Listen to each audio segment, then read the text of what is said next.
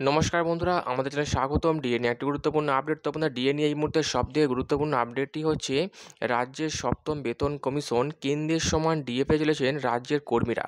তো বন্ধুরা, ডিএ সংক্রান্ত আপডেটটি নিয়ে আমরা স্টেপ বাই স্টেপ আলোচনা করব।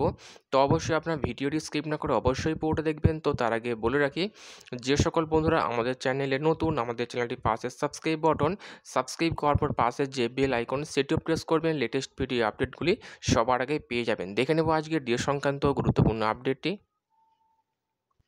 তো বন্ধুরা, আমরা বহুদিন ধরে দেখে আসছি পশ্চিমবঙ্গের সরকারি কর্মীরা কেন্দ্রীয় ভারে ডিএর দাবিতে শহীদ মিনার চত্বরে এখনও পর্যন্ত আন্দোলন চালিয়ে যাচ্ছেন, কিন্তু কোনো রকম সুরাহা হচ্ছে না। মুখ্যমন্ত্রী, অর্থমন্ত্রী রাজ্যপালকে বারংবার ডিএ বৃদ্ধি নিয়ে চিঠি দেওয়ার সত্ত্বেও কোনো রকম উত্তর আসেনি এবং দিল্লির যন্তর মন্তরও আন্দোলন চালিয়েও কোনো লাভ হয়নি। এবং যেখানে আমরা দেখেছিলাম কলকাতা হাইকোর্টের তরফ থেকে রাজ্যকে বলা হয়েছিল সমস্ত সরকারি কর্মীদের বকেয়া ডিএ মিটিয়ে দেওয়ার জন্য, কিন্তু সেই রায়কে অগ্রাহ্য করে সুপ্রিম কোর্টের দ্বারস্থ হয় রাজ্য সরকার এবং যেখানে ডিএ মামলা দাখিল করে সেই মামলা এখনও পর্যন্ত সুপ্রিম কোর্টে বিচারাধীন।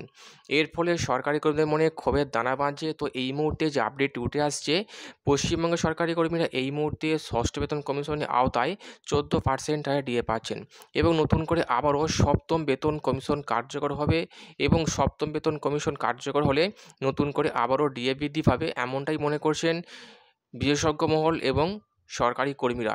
এবং সংবাদ মাধ্যম সূত্রে উঠে আসছে বাজেটে নতুন করে আবার সপ্তম বেতন কমিশন কার্যকর হবে, যার ফলে লাভ পাবেন সরকারি কর্মীরা।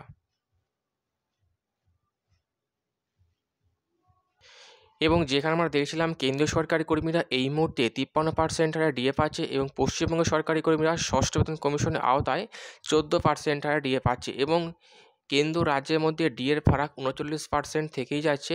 এর ফলে একটা বিরাট পরিমাণ ক্ষোভের দানা বাঁধছে সরকারি কর্মীদের মধ্যে এবং ক্ষোভ যাতে বৃদ্ধি না পায় সরকারি কর্মীদের মন পাওয়ার জন্য এবং সামনে ভোট আসছে, সেই ভোটকে মাথায় রেখে পশ্চিমবঙ্গ সরকার, মুখ্যমন্ত্রী, অর্থমন্ত্রী ইতিমধ্যে ডিএ নিয়ে বৈঠক সেরেছেন এবং বৈঠকে যে আপডেট উঠে আসছে বাজেটে আবার নতুন করে বেতন কমিশন চালু করবেন, যার ফলে ডিএ লাভ হবে সরকারি কর্মীদের, এমনটি আশা করছেন সরকারি কর্মীরা।